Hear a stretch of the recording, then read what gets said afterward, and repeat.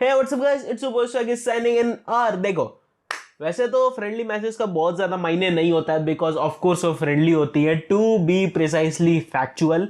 देखो, लेकिन अगर कल के मैच की बात करें तो ये तो चीज कंफर्म है कि भैया कल मैनचेस्टर यूनाइटेड ने कल बहुत ज्यादा ही न्यू अप्रोच ट्राई की है। और अगर एरिक टेन हाग के पर्सपेक्टिव से देखो तो भैया कुछ नया ट्राई करने का उसका दिमाग जो है ना, वो मैनचेस्टर यूनाइटेड को शायद थोड़ा सा एलिवेट कर देता है। एंड कल जिस तरीके की मैनचेस्टर यूनाइटेड की परफॉर्मेंस रही है, वो तो चीज बता रही है कि भैया यंग पावर हमें बहुत ज्यादा जरूरी है और हमें बहुत ज्यादा अलग लेवल पर पहुंचा सकती है, अलग ऊंचाइयों पर पहुंचा सकती है, अगर सही से यूज करा जाए तो बिना टाइम वेस्ट किया आते सीधा अपने पहले मुद्दे पर, जो कि ऑफ कोर्स तुम्हें इंट्रो से पता लग ही गया होगा कि Manchester United versus Leeds United के बीच मैच हुई है, उसके बारे में वार्तालाप है। तो भैया दो तीन चीजें जो इस मैच से मुझे समझ में आई है कि पहली तो चीज है कि वरान को कैप्टनशिप देना एक गो टू कहानी हो सकती है। देखो, वरान ने ऑफ कोर्स अपने आप को बहुत बारी प्रूव करा है एज अ कैप्टन, चाहे वो फ्रांस की कैप्टनशिप हो, चाहे वो रियल मैड्रिड की कैप्टनशिप हो, चाहे वो मैनचेस्टर यूनाइटेड की प्रीवियस टाइम्स में कैप्टनशिप हो, एक दो बार करी है कैप्टनशिप। तो ये तो चीज कंफर्म है कि वरान ने अपनी कैप्टनशिप प्रूफ की है कि हाँ भैया एक अच्छा कैप्टन हो सकता है। और कल के मैच में ये चीज, जिस तरीके से वरान ने कल मैच खेली है और जिस तरीके से कैप्टनशिप करी है, एक दो चीजें तो ये कंफर्म बताती हैं कि भैया नेक्स्ट कैप्टन का डेफिनेटली दावेदार राफेल वरान हो सकता है। अब देखो, कैप्टनशिप के दावेदार तो दो तीन बनने हैं, जैसे कि कासिमीरो हो गया, फिर ब्रूनो फर्नांडिस हो गया, या फिर राफेल वरान हो गया अब उस रेस में। लेकिन अब कैप्टनशिप इन तीनों में से किसको देता है एरिक टेन हाग, ये चीज देखना बहुत ज्यादा इंटरेस्टिंग होगा। खैर, अगर इसी मैच के दूसरे पॉइंट की बात करें तो हमारे दोनों जो यंगस्टर्स, चाहे वो माइनो हो चाहे वो मेजब्री हो, दोनों ने ही अच्छा परफॉर्मेंस करा कल। और बिलीव मी, अपने एज से बहुत ज्यादा मैच्योर्ड तरीके में खेले हैं वो। इनफैक्ट जिस तरीके से वो बीच में मिडफील्ड में जो बॉल पासिंग कर रहे थे, 45 मिनट जो उन्होंने खेला है, they definitely prove they have potential. तो ऐसे में अब उस पोटेंशियल को आप खराब तो नहीं होने दे सकते हो।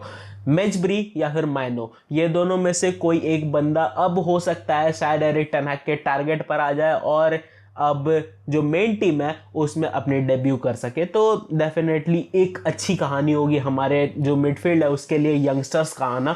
और जो तीसरा, जो सबसे बात करने वाला पॉइंट था, सबसे मेन मुद्दा था, वो था मेसन माउंट। भैया मेसन माउंट जिस तरीके से चेल्सी से मैनचेस्टर यूनाइटेड में आया है और जिस तरीके की उसकी रिव्यूज थी कि भैया मेसन माउंट तो नहीं फिक्स हो सकता, चेल्सी मतलब लिटरली भगाई है मेसन माउंट को। और मेसन माउंट जिस तरीके से मैनचेस्टर यूनाइटेड में आया और एरिक टेन हाग पे सवाल उठ रहे थे कि क्या मेसन माउंट सच में हमारे लिए एक अच्छा प्लेयर रहेगा, वो चीज कल मेसन माउंट ने गलत प्रूफ कर दी। और भैया कल मेसन माउंट की जिस तरीके की परफॉर्मेंस आई है, जिस तरीके कट टू कट मारे हैं कल मेसन माउंट ने, बिलीव मी, वो बंदा लिटरली वो चीज थी जो हमारे मिडफील्ड में बहुत ज्यादा जरूरी थी भाई। और अगर तुम अगर इन ट्रियो की बात करते हो, Mason Mount plus Casemiro plus Bruno Fernandes, मैंने तुम्हें पहले कही थी ये ट्रियो बहुत ज्यादा इंटरेस्टिंग और बहुत ज्यादा धुआंधार होने वाली है मैनचेस्टर यूनाइटेड में। और डेफिनेटली ये ट्रियो वाज द थिंग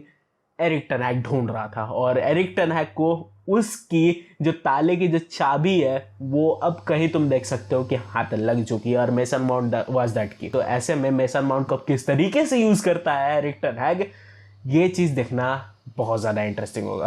खैर, इसी के साथ हम लोग आते हैं आज की सेकंड अपडेट पर, जो कि है बार्सिलोना के रिगार्डिंग। और देखो, बार्सिलोना अभी मार्केट में बहुत ज्यादा ही इंटरेस्टेड है, भले ही कंसिडरिंग द फैक्ट कि उनके पास क्या है तो पैसे भी नहीं है और एफएफपी का झमेला जो चल रहा है वो अलग चल रहा है। लेकिन फिर भी बार्सिलोना एक चीज तो कर सकती है कि वो बंदे लोन पर लेकर आ सकती है। और बंदे लोन पर लेकर आना बार्सिलोना ने सीरियसली, बहुत ज्यादा सीरियस ले लिया है। और ऐसे में दो बंदे जिनको बार्सिलोना डेफिनेटली लोन पर लेकर आना चाहती है इस सीजन, वो है पहला तो बर्नार्डो सिल्वा और दूसरा है जाओ कैंसेलो। भाई आई कैंट इमेजिन अगर जाओ कैंसेलो बर्नार्डो सिल्वा बार्सिलोना जाता है, उनकी भाई अटैक स्ट्रेंथ बहुत तगड़ी हो जाएगी अगर ये दोनों बंदे चले गए तो। और डेफिनेटली अगर तुम करंट सिचुएशंस की बात करो तो ये तो चीज कंफर्म है कि जाओ कैंसेलो बहुत समय से सिटी छोड़ना चाहता था, वो बायर्न म्यूनिख गया भी लेकिन डेफिनेटली वहां दाल नहीं गली, तो भैया बंदा वापस आ चुका है और अब वहां ढूंढ रहा है कि अब किसी नई टीम में उसको जगह मिल जाए। तो ऐसे में जाओ कैंसेलो तो डेफिनेटली बहुत समय से ढूंढ रहा था। बट बर्नार्डो सिल्वा की क्या कहानी है कि बर्नार्डो सिल्वा की जो लिंक्स थी वो पीएसजी के साथ बहुत तगड़े तरीके से थी, और पीएसजी अभी तो करेंटली थोड़ी सी बैक ऑफ नजर आ रही है बर्नार्डो सिल्वा की डील में। But the thing is Bernardo Silva definitely hide है बारसा ज्वाइन करने के लिए, और जिस तरीके से जोआन लपोर्ता ने जो कही है बातें अपनी लास्ट इंटरव्यू में कि भैया ला लीगा पे उनको बहुत ज्यादा भरोसा है कि वो एफएफपी वाला जो झमेला है उसको सॉर्ट आउट कर देंगे और उनकी टीम को एक अलग मौका देंगे, तो डेफिनेटली ये 2-3 चीजें तो कंफर्म करती हैं कि भैया जाओ कैंसेलो के पीछे तो बार्सिलोना जा रही है और बर्नार्डो सिल्वा के भी पीछे बार्सिलोना डेफिनेटली जाएगी। तो ऐसे में भैया बार्सिलोना के सामने हाथ जोड़ लेना, क्योंकि बहुत तगड़ी टीम बना रहा है शावी और बहुत तगड़े तरीके से कुक कर रहा है जोआन लपोर्ता और डेको। खैर इसी के साथ हम लोग आते हैं इसकी थर्ड अपडेट पर, जो कि है व्लाहोविच और यूवेंटस को लेकर। देखो यूवेंटस ये तो चीज कंफर्म है कि भैया वो अपने करेंट प्लेयर्स को लेकर बहुत ज्यादा दुविधा में पड़ी हुई है। देखो यूवेंटस एक तो चीज चाहती थी कि जो उनका जो मुद्दा है जो पुराने समय से जो चला आ रहा है कंट्रोवर्सी का जो कहानी है, जिनके वजह से उनको 1 पॉइंट डिडक्शन भी पिछले सीजन झेलना पड़ा था, और यहां तक मुद्दा आ गया था कि भैया उन्हें शायद डिमोट भी किया जाए सीरिया से, लेकिन वह डेफिनेटली कुछ नहीं और यूवेंटस बच गई। बट द थिंग इज वो सारी चीजें एक चीज तो कंफर्म कर रही है कि यूवेंटस बहुत ज्यादा दिक्कत में अभी मार्केट में, और ये तो चीज है कि उनके जो करंट प्लेयर्स हैं वो यूवेंटस छोड़कर जाना चाहते हैं, चाहे वो पॉल पोग्बा हो और चाहे वो व्लाहोविच हो। डुसान व्लाहोविच की कहानी बहुत समय से चल रही है कि वो बंदा यूवेंटस छोड़कर जाना चाहता है, और अब करेंटली वो चीज फिक्स होती हुई दिख रही है। देखो पीएसजी अभी बहुत ज्यादा इंटरेस्टेड है डुसान व्लाहोविच में, क्योंकि ऑफ कोर्स उन्हें एक स्ट्राइकिंग यूनिट चाहिए, और ऐसे में डुसान व्लाहोविच एक अच्छा बंदा, एक अच्छा स्ट्राइकर है, क्योंकि उसकी लिंक्स रियल मैड्रिड के साथ भी थी, बट रियल मैड्रिड अभी दूसरे ही कहानी में चल रही है, तो इसीलिए पीएसजी अब अच्छा मौका समझ रही है व्लाहोविच की डील को कैप्चर करना। और अगर व्लाहोविच की डील कैप्चर करने की बात है तो व्लाहोविच पर यूवेंटस ने 80 मिलियन की जो बिड है वो डाली है। But the thing is course PSG है तो वो थोड़ी सी ऊपर नीचे प्राइस करेंगे ही, तो उन्होंने अभी 70 मिलियन प्लस एड ऑन्स, मतलब ऑलमोस्ट मान के चलो 75 मिलियन की डील उन्हें सामने पटकी है यूवेंटस के सामने।